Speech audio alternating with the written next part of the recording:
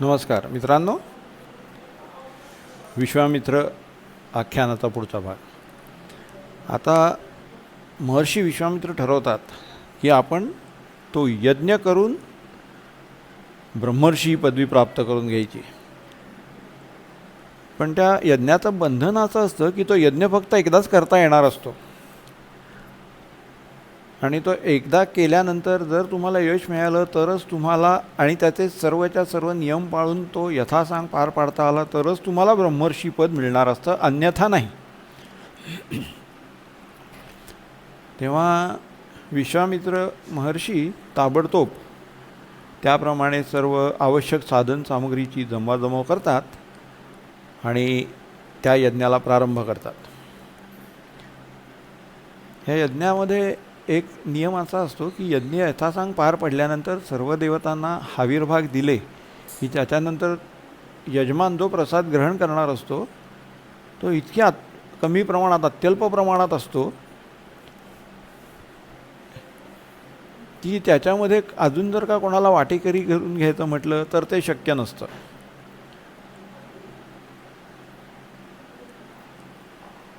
महर्षी विश्वामित्र यथासांग तो यज्ञ पार पाडतात आणि त्या यज्ञामध्ये, त्या यज्ञाच्या पूर्ततेसाठी जे नियम सांगितलेले असतात त्याप्रमाणे आधी ते कोणी याचक असेल तर उच्च रव्याने ते त्याला आवाहन करतात, कृपा करून आपण सामोरं यावं, आपली काही इच्छा असेल तर सांगावीत, व्यक्त करावीत, मी ती आनंदाने पूर्ण करीन.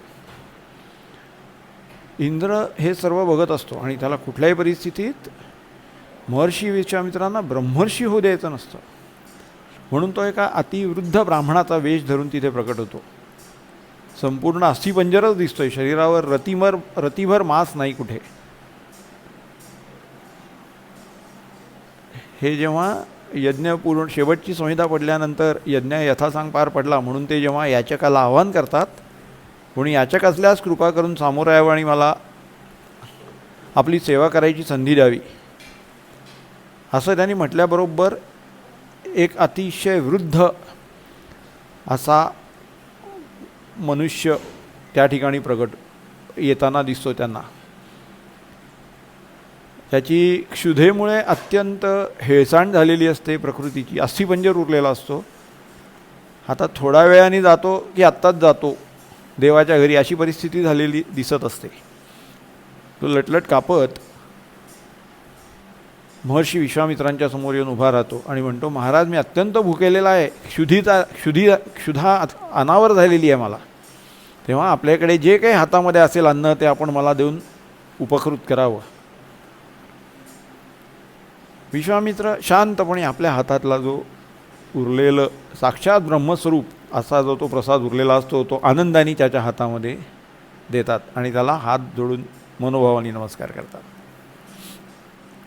त्या वृद्धाला मोठं आश्चर्य वाटतं, महाराज आपण उर्वरित सर्वच्या सर्व प्रसाद मला दिलात, आपल्यासाठी आपण काहीतरी कारण मनात धरून हा यज्ञ केलेला होता, आपण हा सर्वच्या सर्व प्रसाद मला दिलात तर आपला कार्यभाग पूर्ण होणार नाही.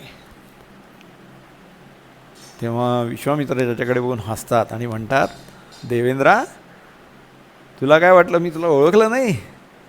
अरे तुला एका दृष्टिक्षेपात मी ओळखलं होतं,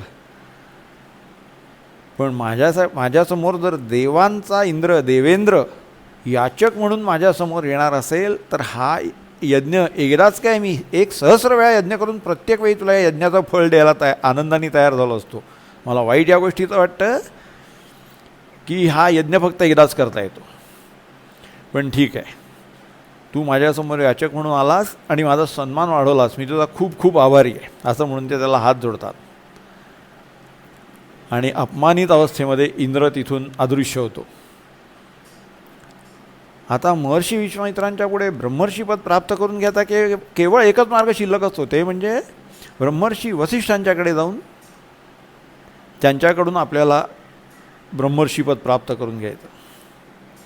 विश्वामित्रांच्या मानी स्वभावाला ते मानवणारं नसतं, पण त्याचबरोबर त्यांच्या मनात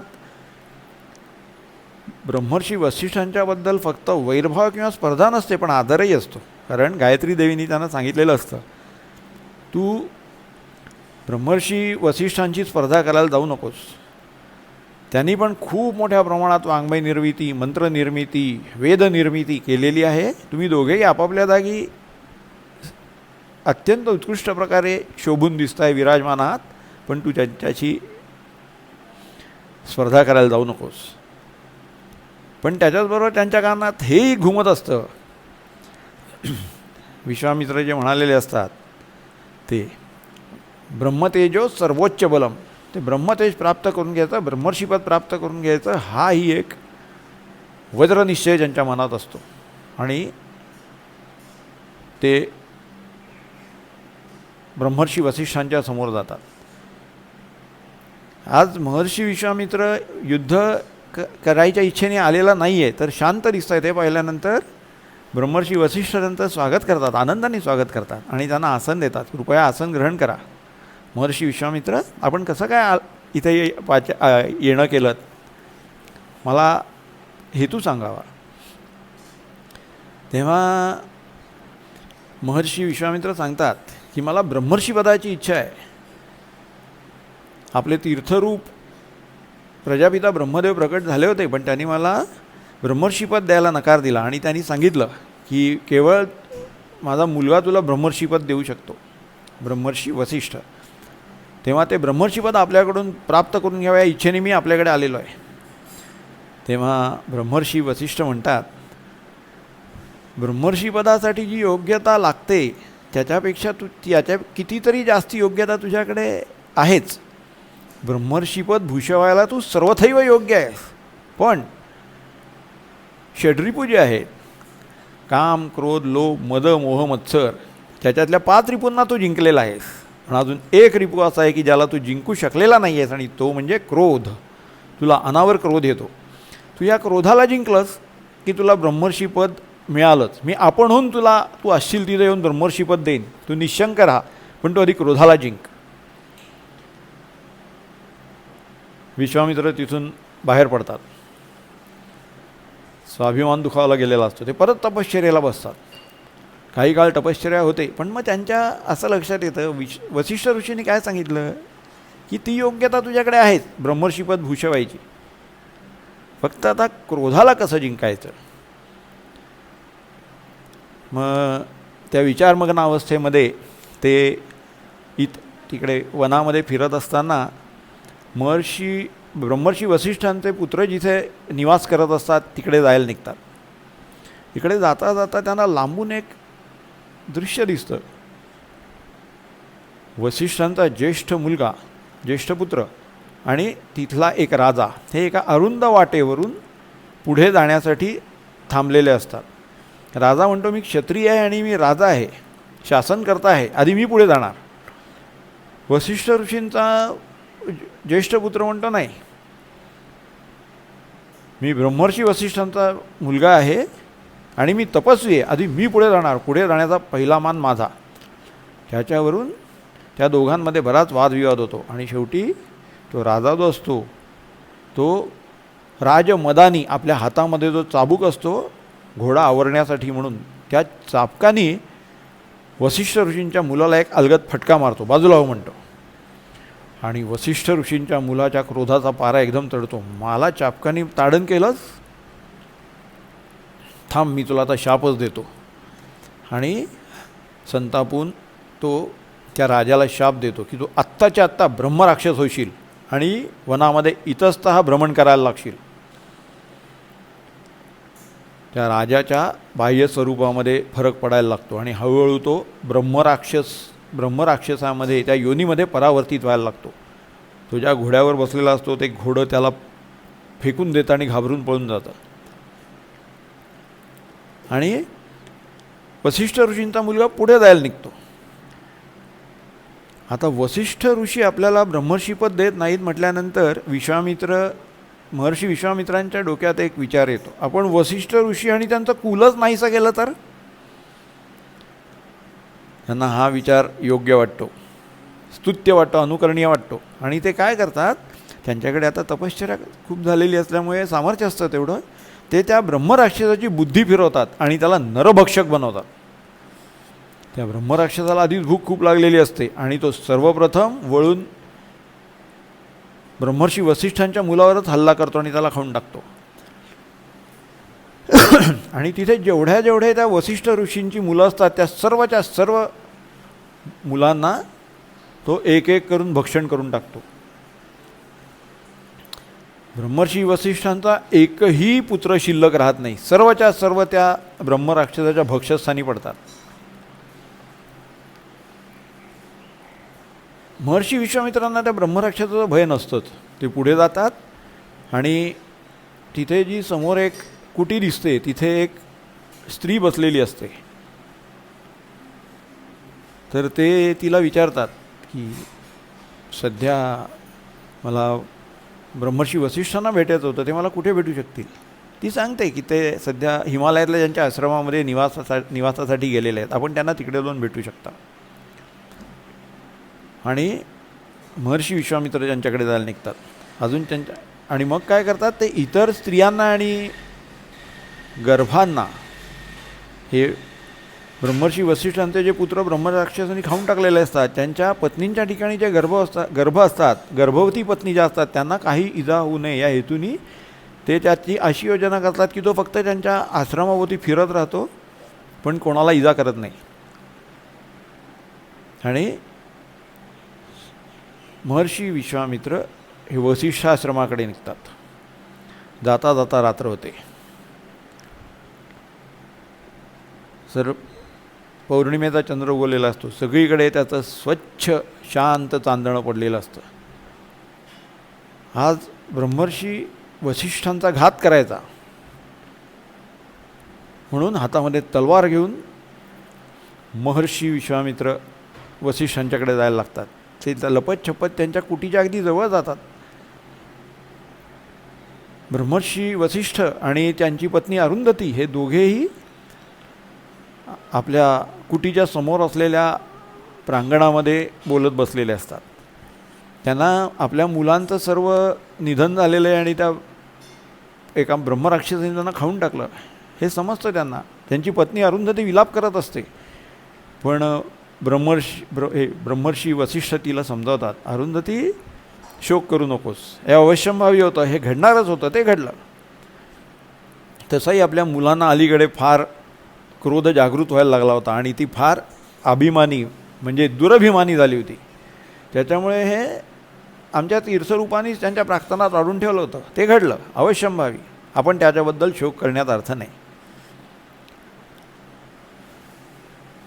अरुंधती शोक आवरता घेते आणि तेव्हा तिच्या लक्षात येतं की सगळीकडे इतकं सुंदर चांदणं पडलेलं आहे, आल्हाददायक, संपूर्ण त्रिभुवन व्यापून ते चंद्राचं शीतल चांदणं स्थित असतं. ती म्हणते किती सुंदर चांदणं पडलं आहे. हो ना, ब्रह्मर्षी वसिष्ठ म्हणतात अगदी खरं बोललीस अरुंधती. महर्षी विश्वामित्रांचं तप जसं त्रैलोक्य व्यापून स्थित आहे, सर्वांच्या आदराच्या चर्चेचा विषय आहे, तद्वतच हे आजचं चंद्राचं चांदणं आहे बरं का. आपल्या तोंडून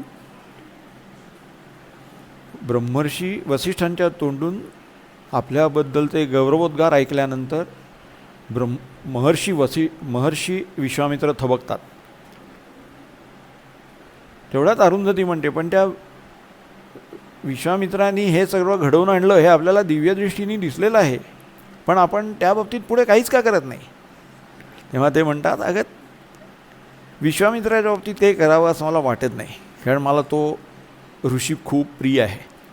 तो प्रथमच जेव्हा माझ्याकडे राजा असताना आलेला होता तेव्हाच त्याला पाहिल्यानंतर माझ्या लक्षात आलं की याची जन्मकुंडली आमच्या तीर्थरूपाने बनवलेली नाही आहे, ती रुचिक ऋषींनी बनवल्याप्रमाणे त्या चरूमुळे त्याची जन्मकुंडली बनलेली आहे. आणि याच्या ठिकाणी अत्यंत उत्कृष्ट अशी ब्राह्मण वर्णाची सर्वच्या सर्व लक्षणं एकवटलेली आहेत. साधी गोष्ट बघ, मी पण एवढी तपश्चर्या केली, मी साहित्य रचना केली, मी वेद लिहिले, मी कित्येक स्तोत्र लिहिली, पण गायत्री मंत्राचा निर्माता मी नाही आहे. गायत्री मंत्र माझ्या मतीमध्ये स्फुरण पावला नाही, तो महर्षी विश्वामित्राच्या मती स्फुरण पावला. किती प्रगल्भ बुद्धिमत्ता आहे. साक्षात गायत्री देवीने त्याला दर्शन देऊन त्याचा विश्वामित्र केला. जो राजा कौशिक होता त्याला विश्वामित्र ही पदवी बहाल केली गायत्री मातेनी. एवढी त्याची थोरवी आहे. माझ्यापेक्षा तो अजिबात काकणभर सुद्धा कमी नाही आहे. फक्त त्याने एकदा जर क्रोधाचा त्याग केला ना, ब्रह्मर्षीपद त्याच्या हाताशी आहे म्हणाले. मी म्हणे काय केलं, मला त्याला शाप द्यावाचा वाटत नाही, कारण त्याला ब्रह्मर्षी पदाची प्राप्ती व्हावी आणि हा जो राजा आहे कौशिक, हा ब्रह्मर्षी पदासाठी जीव तोड प्रयत्न करणार हे मला पहिल्या दृष्टिक्षेपातच लक्षात आलं होतं. म्हणून मी जेव्हा जेव्हा आमच्या दोघांचा संघर्ष व्हायची वेळ आली तेव्हा कधीही मी त्याचा प्रतिकार केला नाही. मी फक्त त्याला निष्प्रभ केला. त्यांनी प्रथम जेव्हा कामधेनूचं हरण करायचा प्रयत्न केला तेव्हा मी कामधेनूला आव्हान केलं आणि कामधेनूने स्वतःचं रक्षण केलं. त्याच्यानंतर तो अपमानित अवस्थेत गेल्यानंतर ऋषी होऊन परत आला आणि त्यांनी फार मोठी तपश्चर्या केली. आणि तो जेव्हा माझ्यावर अस्त्रप्रयोग करायला आला तेव्हासुद्धा मी फक्त त्या अस्त्रांचं निवारण केलं, पण त्याच्यावर प्रतिहल्ला केला नाही. कारण मला माहिती होतं हा आत्ता जर का पराभूत होऊन गेला तर अजून तपश्चर्या करेल आणि एक वेळ अशी येईल काय की तो ब्रह्मर्षी होईल. मी नाममात्र आहे म्हणाले. आमच्या पित्यांनी जरी सांगितलेलं असेल पण तरीसुद्धा त्याच्याकडे ही योग्यता त्यांनी स्वतःनीच पूर्ण वाढवून घेतलेली आहे. क्रोधाचा त्याग केला की तो ब्रह्मर्षी झालाच. पण मी काय केलं तर मी त्याला फक्त त्याच्या ध्येयाकडे डिवचत राहिलो.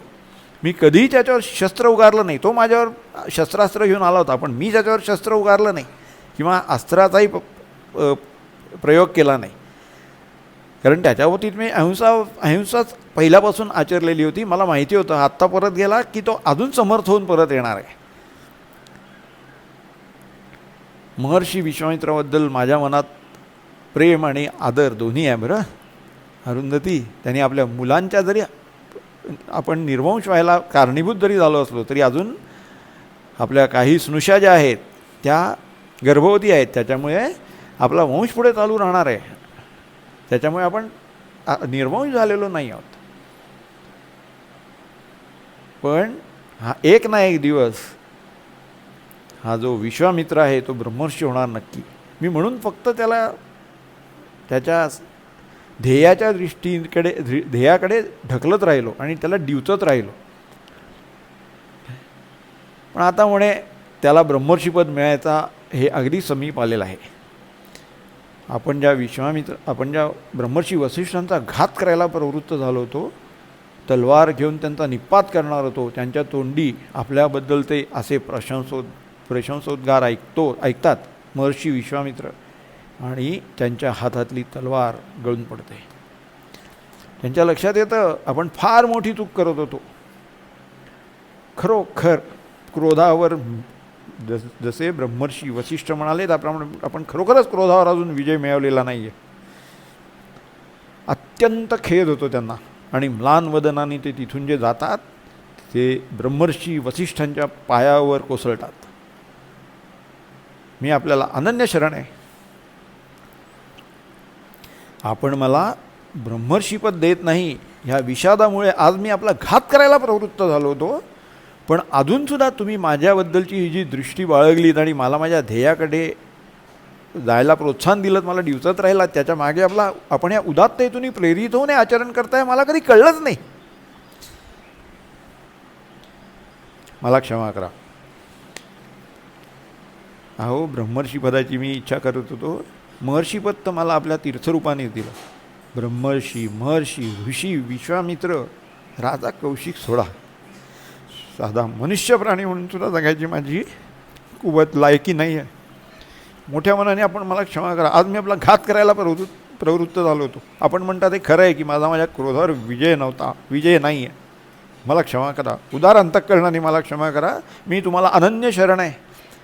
मी त्या ब्रह्मराक्षसाची बुद्धी फिरवली आणि त्याच्यामुळे त्यांनी तुमच्या सर्व पुत्रांचं भक्षण केलं. पण तरीसुद्धा तुम्ही इतके तटस्थ वृत्तीने माझे गुण अवलोकन करू शकताय. ह्याच्यातच आपली थोरवी सामावलेली आहे महाराज. मला क्षमा करा. अनन्य भावाने तो ब्रह्मर्षी वसिष्ठांना शरण जातो आणि आनंदाने ब्रह्मर्षी वसिष्ठ उठतात आणि त्याला आपल्या हृदयाशी धरतात. केलास की म्हणे क्रोधाचा त्याग. झालास की आता ब्रह्मर्षी. आजपासून तू ब्रह्मर्षी विश्वामित्र म्हणून नाव लावशील. आता तुला ब्रह्मर्षी ही पदवी प्राप्त झालेली आहे. मी ब्रह्मर्षी वसिष्ठ, प्रजापिता ब्रह्म्याचा ज्येष्ठ पुत्र, तुला आज ब्रह्मर्षी पदवी प्रदान करतो आहे. असं म्हणून त्याचं प्रेमाने ते त्याला छातीशी धरतात आणि निरोप देतात. माता अरुंधतीला सुद्धा अभिवादन करून ब्रह्मर्षी विश्वामित्र तिथून बाहेर पडतात. विश्वामित्राख्यान आज पूर्ण झालं. ह्या कथेवरून बोध एवढाच घ्यायचा आपण सर्वांनी. आपण ध्येयाकडे वाटचाल चालू ठेवलेली असताना अपयश येऊ शकतं, पण त्यांनी खचून नाही द्यायचं. जीवापाड प्रयत्न करून, सातत्याने कठोर परिश्रम करून आपण आपलं जे इप्सित आहे ते साध्य करून घ्यायचा प्रयत्न करायचा. ठीक आहे. आणि एक छोटीशी गोष्ट माझ्याकडनं आधीचा उल्लेख चुकीचा केला गेला होता. परमहंस पदापदी प्राप्त झालेले जे सर्व 4 जणांचा उल्लेख झाला, तर त्याच्यामध्ये महर्षी पराशर जे आहेत, तर हे प्रजापिता ब्रह्मांचे चिरंजीव जे वसिष्ठ, ब्रह्मर्षी वसिष्ठ यांचे चिरंजीव नाहीत, तर ते त्यांचे नातू आहेत. आणि त्यांचा नातू शुकाचार्य. म्हणजे मध्ये एक पिढी सोडून पुढच्या पिढीला परमहंसपद प्राप्त होत गेलं. तिघांच्या बाबतीत असं झालं. ब्रह्मर्षी वसिष्ठ, पराशर ऋषी आणि शुकाचार्य, आणि चौथे भगवान नारद मुनी. आता यांना भगवान का म्हणायचं याचा उहापोह उद्या आपण आजपासून आपण भगवान परशुरामाख्यान सुरुवात करणार आहोत, त्याच्यामध्ये मी करीन. तोपर्यंत निरोप द्या. आता परशुरामाख्यानाला प्रारंभ होईल. रामकृष्ण हरी.